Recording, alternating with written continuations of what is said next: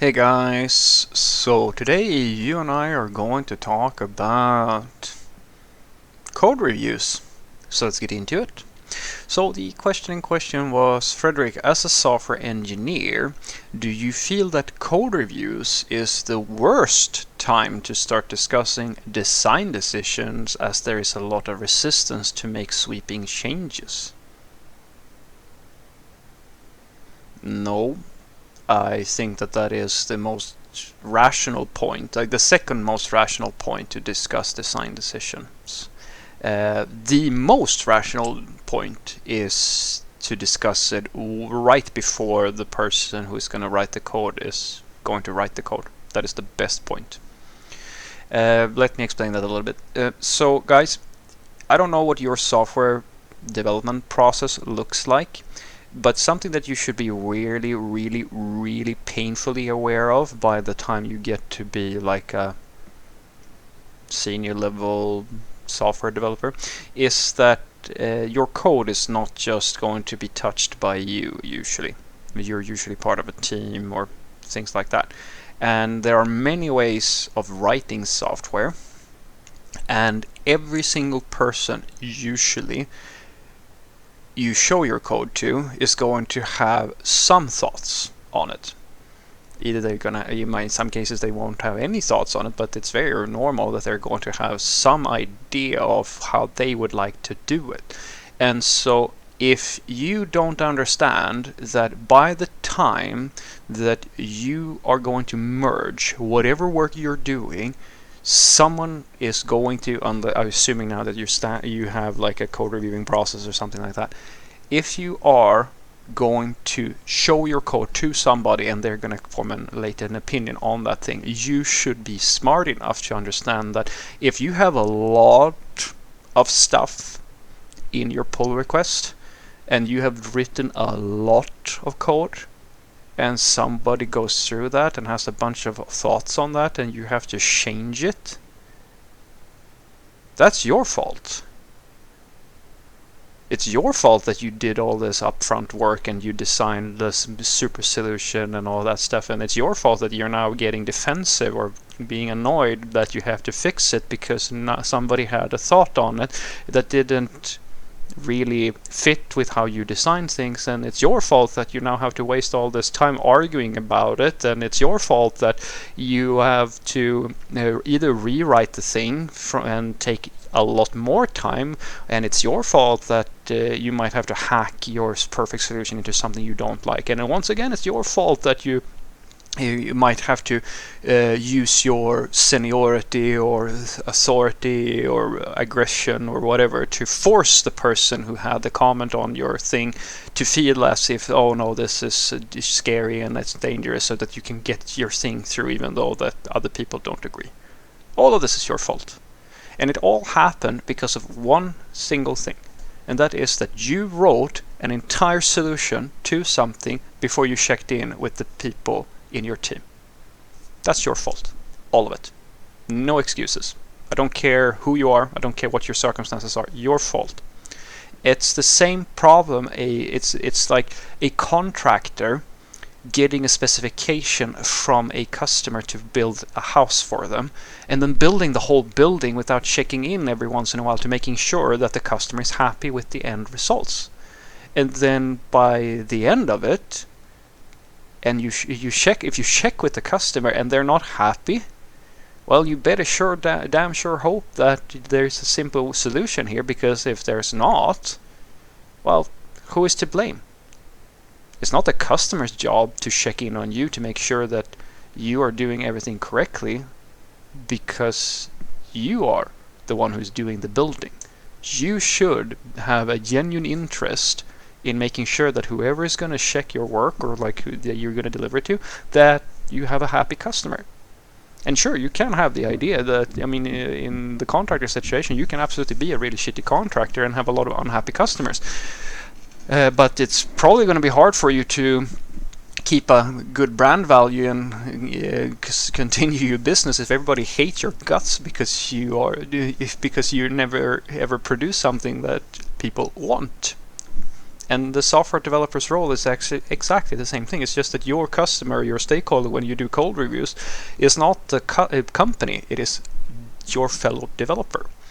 And so the solution to this problem is actually really, really simple.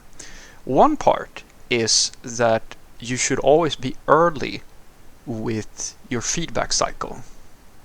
And that is what I really think is it's the biggest thing. In other words, if you are going to design something, unless you are making something really trivial, if you're making something that you sort of know that, it's a very small change, it's not something major or something like that, there is no cost in you, there's no cost at all for you to just go, hey, this thing here, I'm not so sure if the other people in my team are gonna like this or like how they're gonna think about my solution.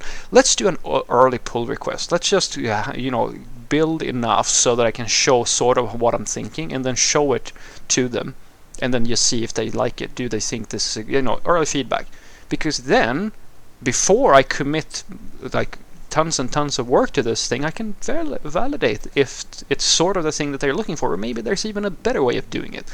And now you can get feedback on the thing before you go down the wrong path, or before the cost becomes enormous for you if you need to change it. That's the biggest and most important lesson that you can learn as a software developer. Early feedback is a good thing. The second thing is to make sure that every change that you make is small, because you can do two things, and it's been proven I don't know how many times now that large pull requests are a bad thing. It's a really bad thing, because the longer that you sit and work on a feature, like the more stuff that you include before you merge, the more likely you are to get merge conflicts, the more likely the reviewing process is going to be worse. Because I've got guys, we even have a policy in my team, last two teams I've been part of, where the reviewer has the option of telling you that this pull request is too big. Because if you think that changing 300 files and then putting that up for code review is going to be a fun experience where the person is going to read your code, then you're kidding yourself. Cognitive overload, reading, shit guys, how many of us are reading the legal agreements that we have to click I accept on? Nobody does that. And the reality is that the same thing goes with software developers. And the thing is, you can make multiple pull requests. You can slice up your code and your merging strategy into smaller chunks and make that more digestible for the end reader. Now, the reason almost every single person who does big batch type of work style things, the only reason they do it is because it's more convenient for them. That's the only reason they do it. Because, merging often has usually a build pipeline or something involved in it, so it takes longer. And it's a hassle because now they have to do more work, or they're sensitive because it's more, as I said, it's more convenient for you to just do a big batch thing, assuming now, as I said, that you are working on features that don't cause a merge conflict or something like that. But that is usually the thing, and it once again comes back to it's your fault because you're a lazy motherfucker and selfish. That's there is no other way of looking at it, because I hope that early feedback means that you're less likely to make mistakes, and ideally you should also know that large changes means that the scope of things that could go wrong is bigger, because you're changing more stuff at the same time. If you change a little stuff, like a small piece of the system, and make sure that that works first, it's less likely that you have a problem. And sure, it does take longer, but then you have to ask yourself, if you cause a bug or you cause a problem, what is the time cost here? So if you, for example, if you're changing a variable name in 100 files, nobody cares. The problem with that breaking is almost nothing.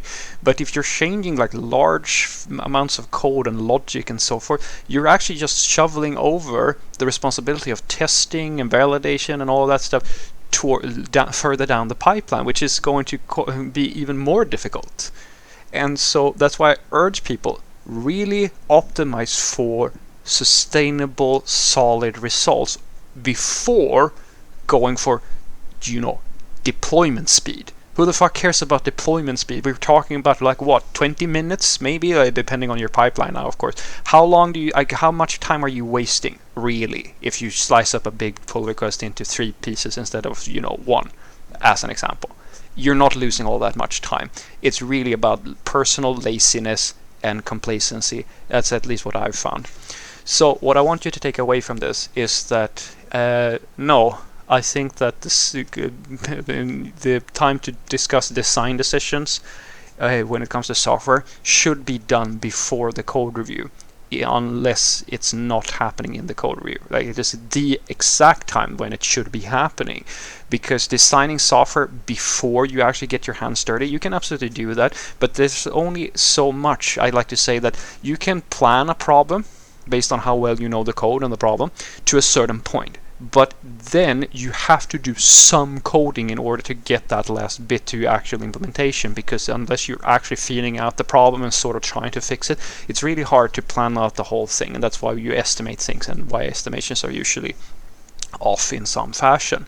And the responsibility of each software developer should be to stop before you commit too much time to building something you're not 100% sure everybody in the further down the pipeline is going to agree with, and make sure that you get some early feedback, because that costs you nothing. You just have to stop coding for a second and show it and say, do you think that this is a good idea, yes or no, and then continue with your day when you have the feedback.